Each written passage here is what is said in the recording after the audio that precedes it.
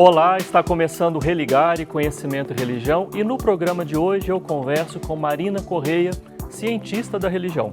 Marina faz parte da Rede Latino-Americana de Estudos Pentecostais, o RELEP, e do Centro de Estudos de História da Igreja na América Latina, o CEILA. No Religare de hoje, nós vamos falar sobre mulheres pesquisadoras na área de avaliação ciências da religião e teologia. Marina, uma alegria receber você aqui, terceira vez participando do Religare, é uma alegria muito grande. Flávio, tudo bem? Para mim também é uma alegria muito grande estar sempre aqui com você pela terceira vez e falar que você está sempre colocando as nossas pesquisas aí a serviço do público. Isso é muito bom, isso é muito enriquecedor para todos nós. Obrigado, Marina. Procure pelo Religare, Conhecimento e Religião no YouTube e nos desenvolvedores de podcast. O termo de busca é @Religare, Conhecimento e Religião. Tudo junto e sem acento. Inscreva-se em nossos canais, acompanhe, curta, compartilhe as nossas entrevistas.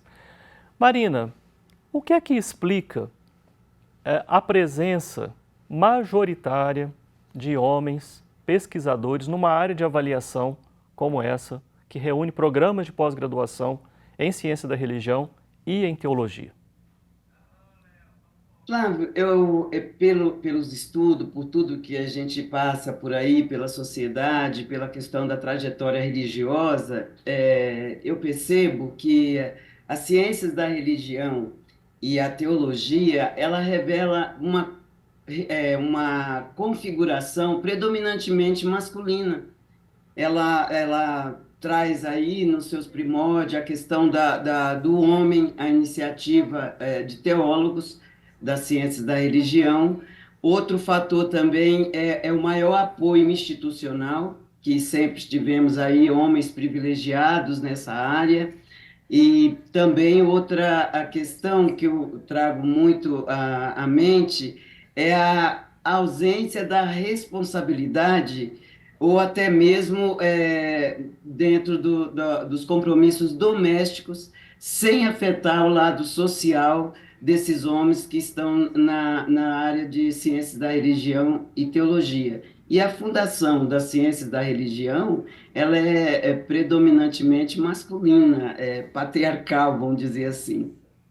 Depois de você trilhar um caminho, né, alguns anos atrás, pesquisando sobre o pentecostalismo, sua passagem pela Universidade Federal lá no Sergipe, você faz essa pesquisa em estágio de pós-doutoramento com a professora Sandra Duarte de Souza, na UMESP, e você decidiu pesquisar sobre essas assimetrias de gênero na área de avaliação.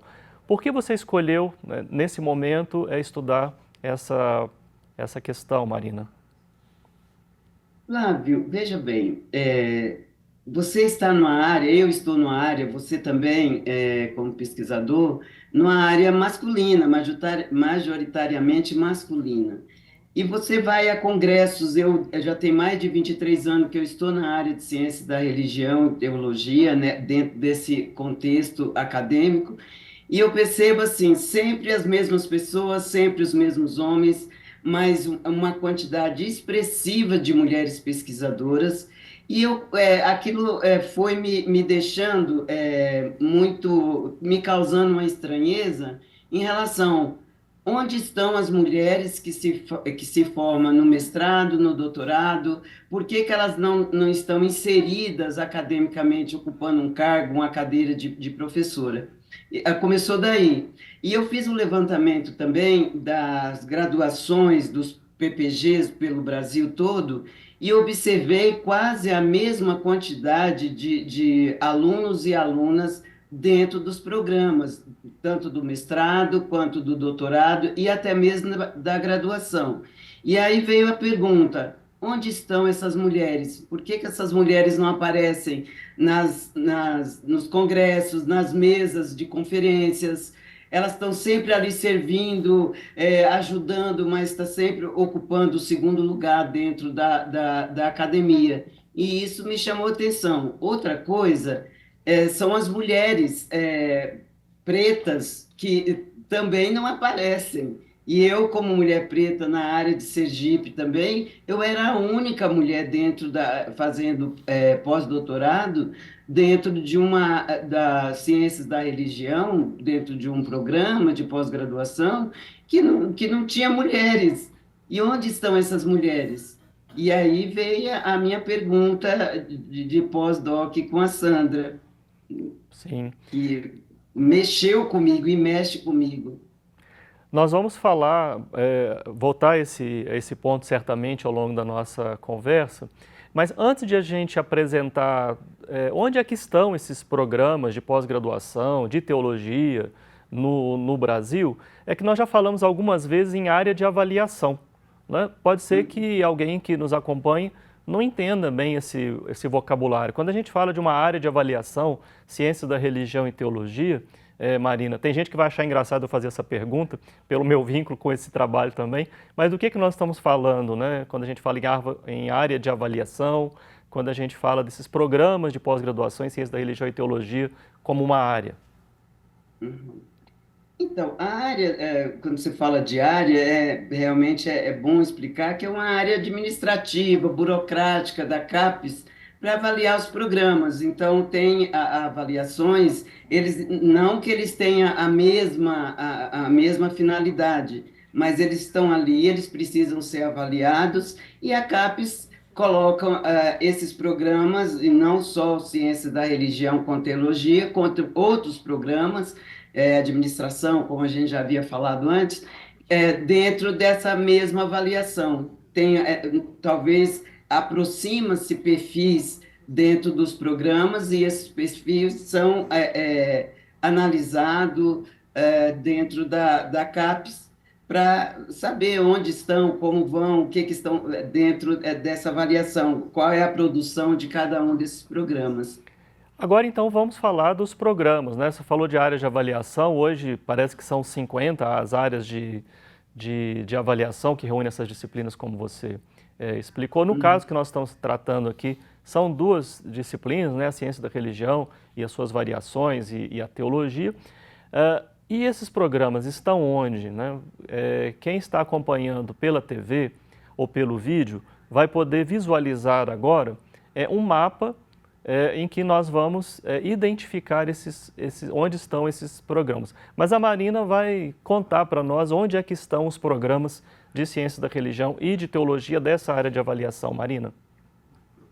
Então, essa área de avaliação, você fala dos programas de pós-graduação em ciências Sim, da religião e teologia. sim. Nós estamos falando de uma área que nós chamamos de área 44, e a gente às vezes não sabe que área é essa. Então, nós temos os programas de pós-graduação em ciências da religião e teologia em vários estados brasileiros. Nós temos no Pará, nós temos no Nordeste, nós temos no Sudeste, no Sudoeste, e assim sucessivamente. Esses programas estão espalhados, tanto as ciências da religião quanto a teologia. Alguns deles possuem graduações e outros não, só mestrado e doutorado, como é aqui o caso da PUC de São Paulo, a Metodista de São Paulo também, enfim, outros programas que tratam aí só da pós-graduação e do doutorado, mestrado e doutorado. Pelo que eu entendi da sua pesquisa com a Sandra, vocês foram então nos relatórios desses programas, lá no processo de avaliação que acontece a cada 4 anos, né, feita pela área de avaliação na CAPES, e lá vocês detectaram esses dados sobre a simetria de gênero. Que dados são esses, Marina? São dados assustadores, não é uma simetria muito significativa.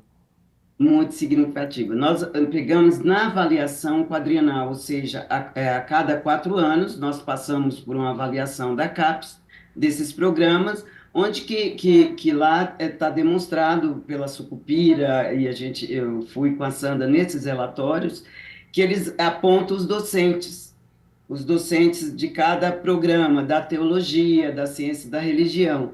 E aí a gente começou, eu e a Sandra começamos a identificar esses processos dentro dessa avaliação, quantos homens docentes, quantas mulheres docentes estão inseridos, tanto na teologia quanto nas ciências da religião.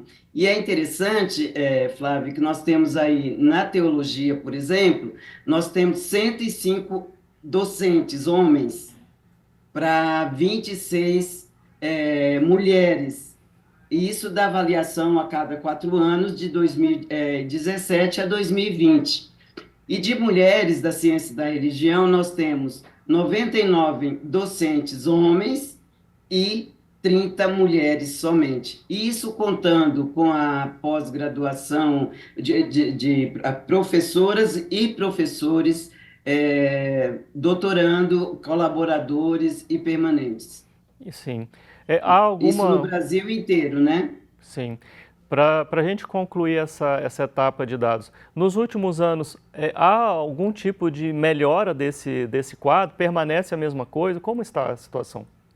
Olha, permanece a mesma coisa, Flávio. Nós não temos os dados ainda futuros de 22. Estou esperando a próxima avaliação junto Sim, com a Sandra, mas a gente percebe que esse quadro até 2020 não teve alteração, não apareceu alteração. A área masculina é sempre maior, assim, assustadoramente, como você mesmo disse. Então, a gente fica pensando, quais são as políticas para mudar? Está nos concursos, está nos editais, estão nas associações, sim, e isso nós não temos resposta.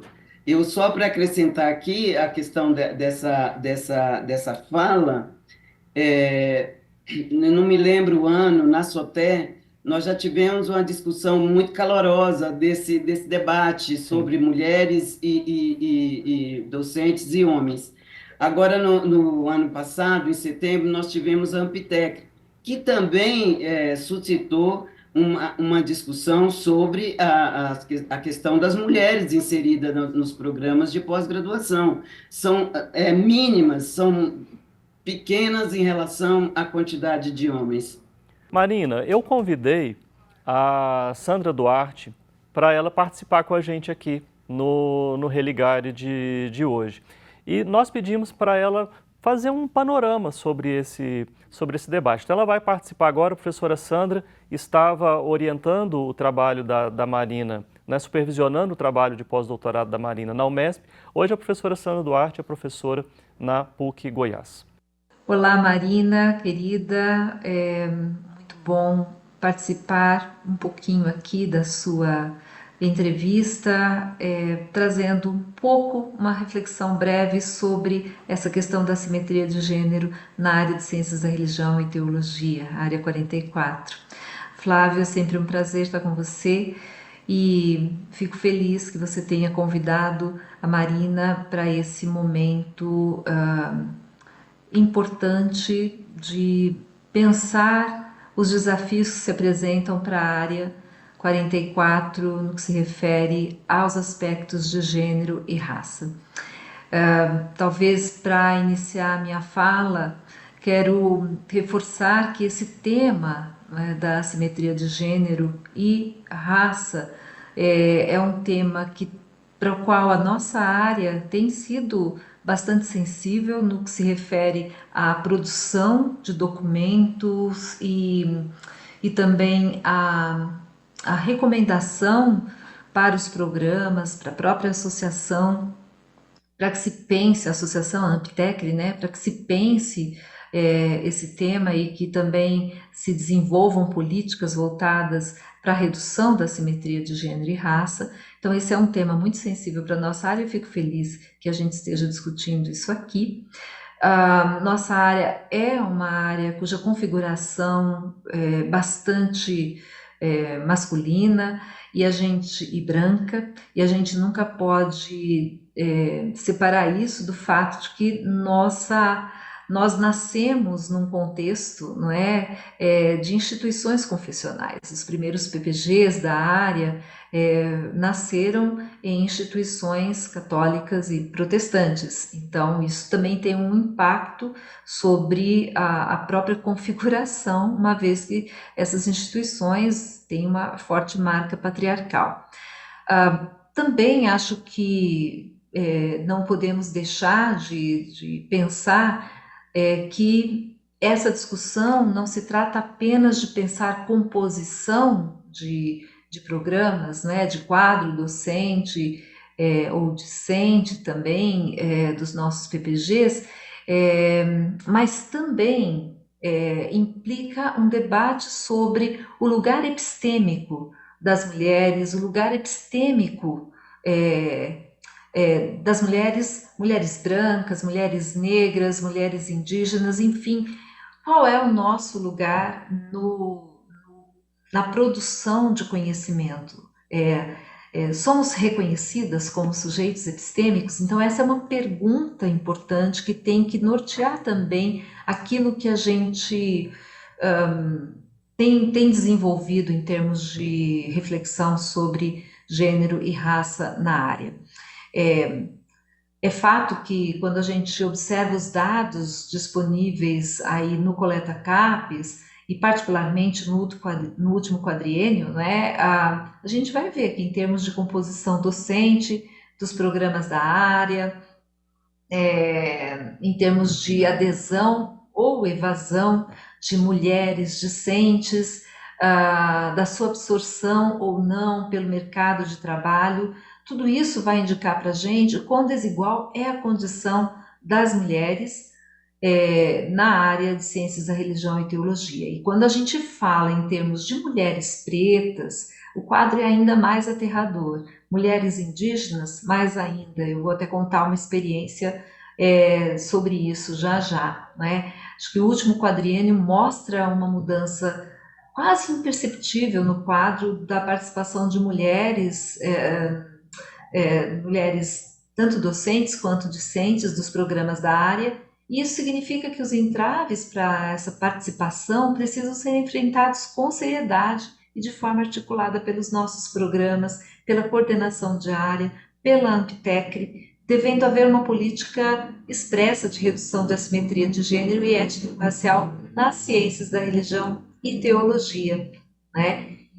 Então, isso certamente a Marina vai desenvolver, vai conversar com vocês, mas, de fato, quando a gente olha o quadro da presença de mulheres na nossa área, a gente vai verificar isso com muita clareza, né? Nós estamos em poucos, somos poucas nos vários programas que nós temos, e em algumas regiões ainda, em alguns programas ainda nem estamos lá, né? Em programas que não tem nenhuma mulher, né? Por isso a importância de uma política de justiça de gênero na área de ciências da religião e teologia.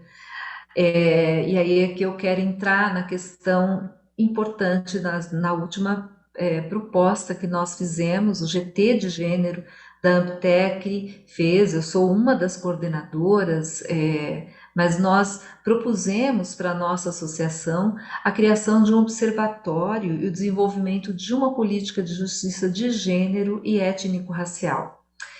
O nosso GT formulou uma proposta de nota conceitual que foi discutida e acolhida pelo Conselho Diretor da Amptecre. A gente sugeriu nomes de pesquisadoras e pesquisadores que trabalham com gênero e raça para comporem uma comissão que vai elaborar uma proposta de política de justiça de gênero para a área, que será debatida em um seminário público e posteriormente será apresentada à Assembleia da Associação.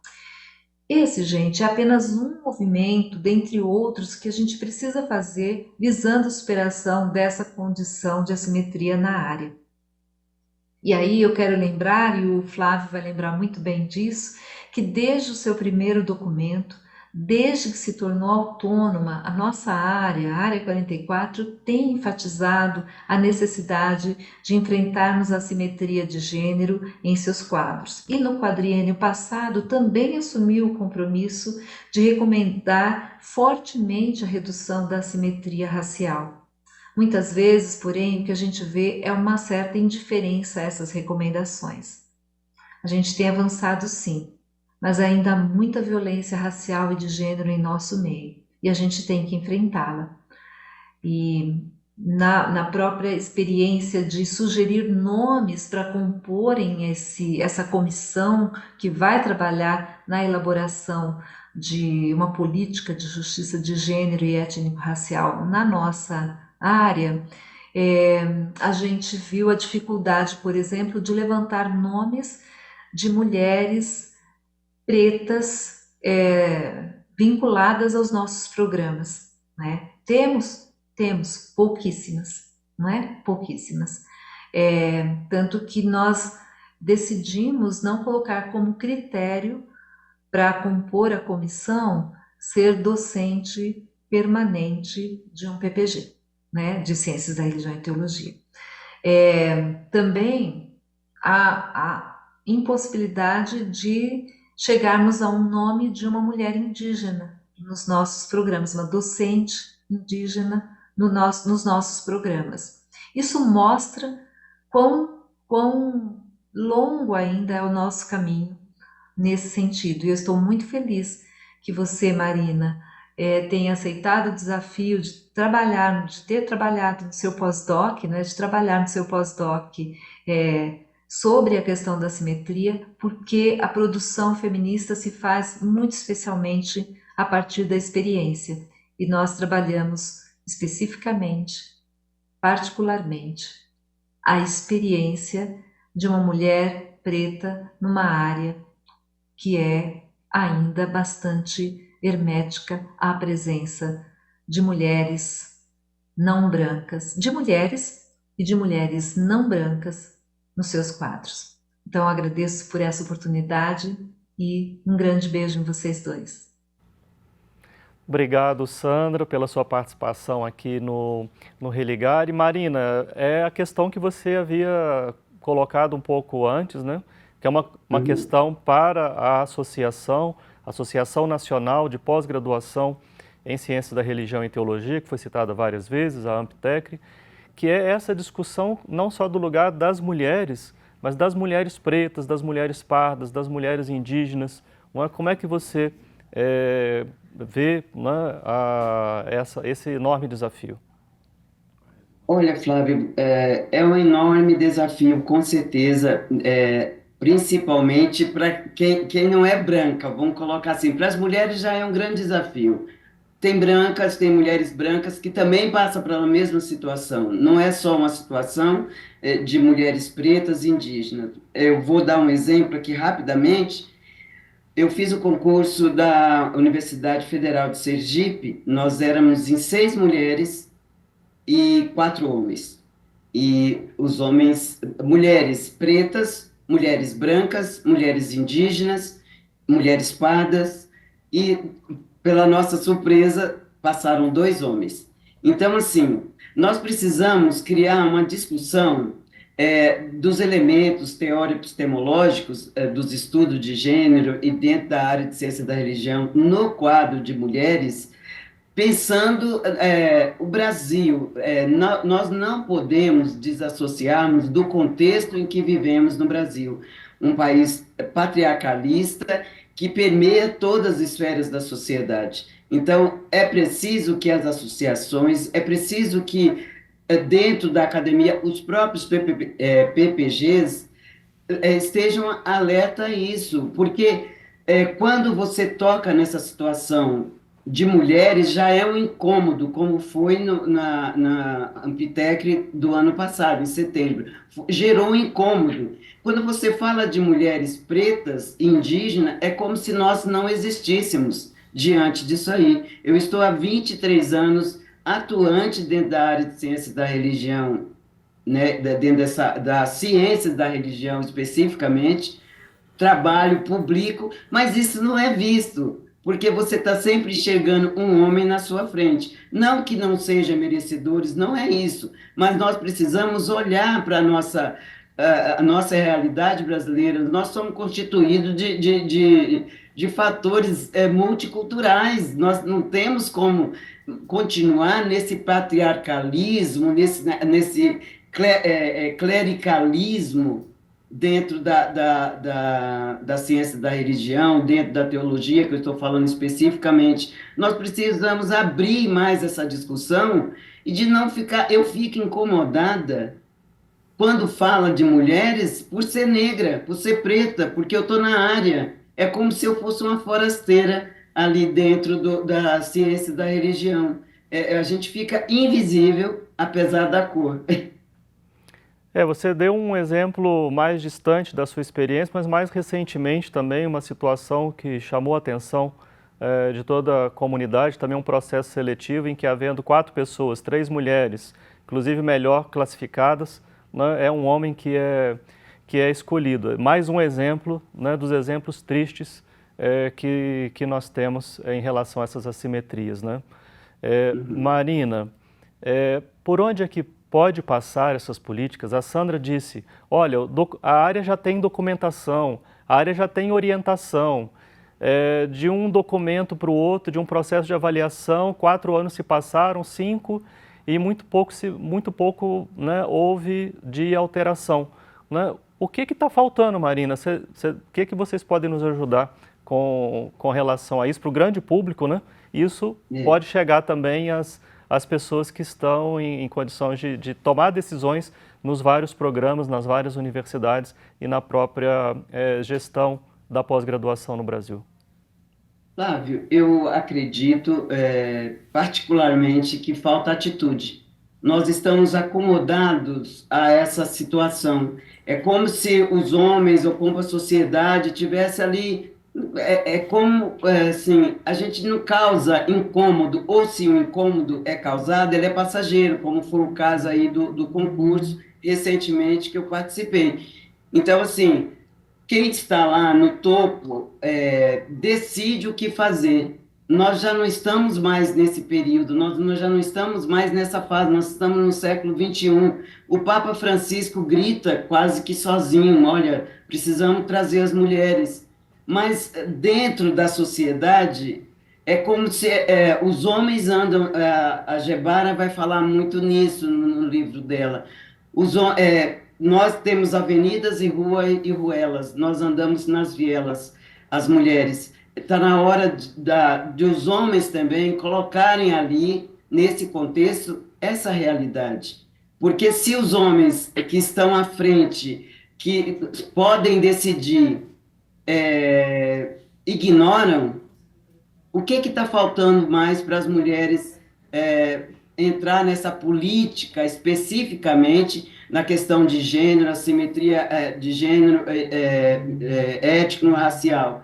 Eu acho que precisa olhar pela realidade, olhar a realidade. As mulheres são atuantes, as mulheres estão vivas, as mulheres são competentes tanto quanto os homens. Não estou falando que mais é um é outro, mas nós precisamos mudar a história, tirar esse conceito de que o gênero, a mulher, ela ocupa uma posição à parte, ela ocupa dupla, tripla atuação dentro do mercado de trabalho e é totalmente invisibilizada. As mulheres, as mães solos, tudo isso tem que ser levado em conta. Voltando para a nossa área, eu acho que é hora de sentarmos à mesa. Não dá mais para falar, olha, crie um grupo, faça isso, que vai ficar sempre uma coisa menor. Nós precisamos realmente, de fato, sentarmos em uma mesa de discussão e rever os nossos processos seletivos, os nossos editais, olhar a quantidade e ter a consciência de que nós estamos aqui também precisando, buscando, não precisando, mas tentando ocupar o nosso lugar de direito. Tá bem. Marina, o Religare precisa terminar a nossa conversa, a gente precisa ficar por aqui. Eu quero me colocar aliado nesse processo, nessa luta. Religare, que é projeto de extensão do Programa de Pós-Graduação em Ciências da Religião da PUC Minas. E se você quiser saber mais sobre o que a gente faz, nossos cursos, especialização, mestrado e doutorado, você pode acessar a nossa página, pucminas.br/ppgcr. Obrigado a você que nos acompanha, toda a nossa equipe. Voltamos na semana que vem. Um abraço muito cordial e até o próximo Religare, Conhecimento e Religião.